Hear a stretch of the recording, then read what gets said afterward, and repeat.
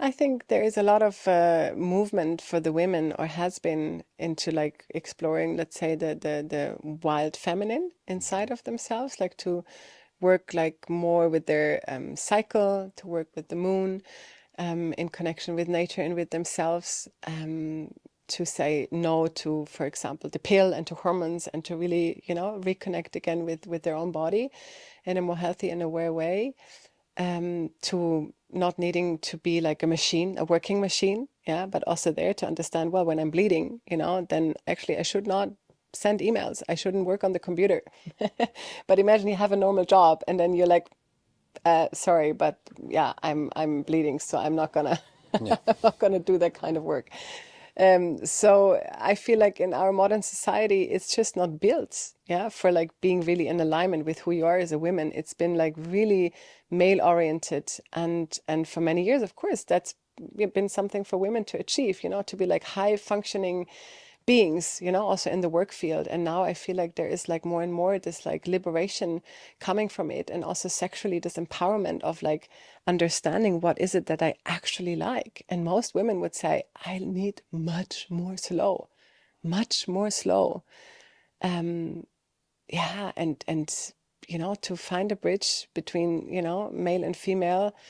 And of course, even the whole non-gender thing, I mean, that doesn't add, to make it easier. No, that adds another flavor of like complexity.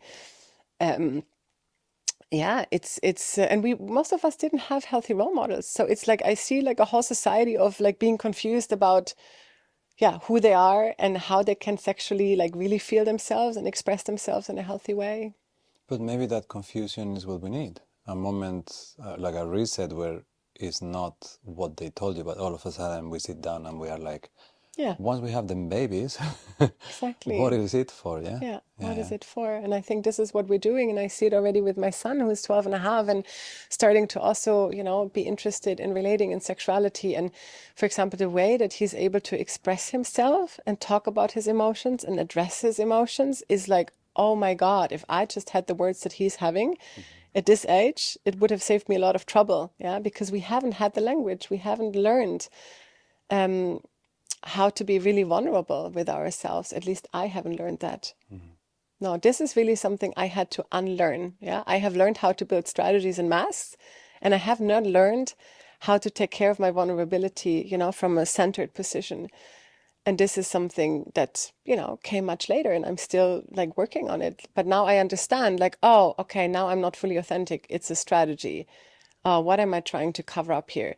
Oof. And I, even now, when I'm relating also with other people, with my partner, like so many triggers. I can't be tired of it. It's like, my God, with all the tools that I have and with all the work that I've done, I can still get so incredibly triggered. And I can still sometimes see myself acting so poorly at relating. Yeah. And then I'm ashamed afterwards. Yeah. But the difference is now I can understand it and I have the awareness, and yeah, but it doesn't mean that I'm not committing the same mistakes anymore. Yeah. Like, unfortunately. But in that framework, to go slow, it makes a lot of sense because Absolutely. as you talk about it, to me it seems like we are babies in this subject. Yeah, Absolutely. like really Yeah. babies. Yeah. Many other things we are teenagers. In this, we are probably not even. Babies. So when you are exploring with someone, so many issues are gonna come about it that maybe don't even belong to you. Maybe they are just inherited things that you heard when you were a child, Absolutely. and then no one ever talks about it openly. So not only you have an issue from somewhere that you don't know what it is, but you don't have the vocabulary to express it. So you Yeah. are kind of making it up as you go. Yeah. And yeah, And then we create stories and we create assumptions. Yeah.